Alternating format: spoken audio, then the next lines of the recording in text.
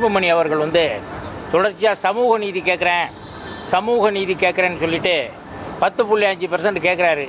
118 ஜாதி இருக்கிற இடத்துல இவர் ஒரு ஜாதிக்கு மட்டும் 10.5% கேட்குறது எப்படி சமூக நீதி ஆகும்? இது வந்து சமூக அநீதி.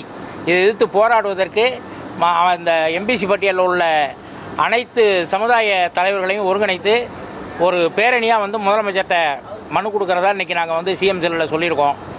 சிஎம் தான் முடிவு எடுக்கணும். இதுக்கு பிறகு சமூக நீதின்னு பேசுகிறார தவிர சமூக அநீதி அது.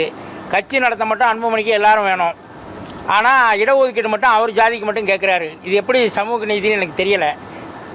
அடுத்ததாக வந்து அம்பாசங்கர் கமிஷன், சட்டநாத கமிஷனை பற்றி பொய்யான தகவல்களை பரப்பிக்கிட்டு இருக்காரு. அதில் வந்து முத்தரையருக்கு தான் இடஒதுக்கீடு கொடுக்கணும்னு இருக்குது 2 கமிஷன்லேயுமே. இவருக்கு கொடுக்கணும்னு சொல்லலை. அதை தவறான மரியாதைக்குரிய ஆணைமுத்தினுடைய நிகழ்வுகளை வந்து அதை தவறாக பகிர்ந்திருக்காரு. தொடர்ந்து தான் சொல்கிறதெல்லாம் உண்மை. அன்புமணி வந்து உலகளவிய தலைவர் மாதிரி பேசிக்கிட்டு இருக்காரு.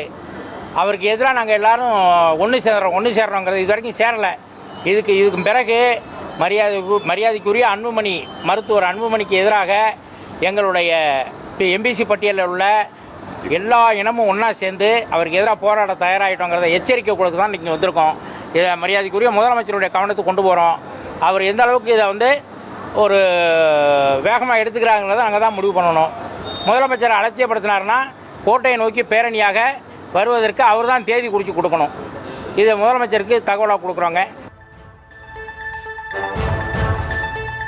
10.5% வன்னியர் இடஒதுக்கீட்டிற்கு எதிர்ப்பு தெரிவித்து முதலமைச்சர் தனிப்பிரிவில் மனு அளித்த பின் முத்தரையர் கூட்டமைப்பினர் அளித்த பேட்டியை பார்த்த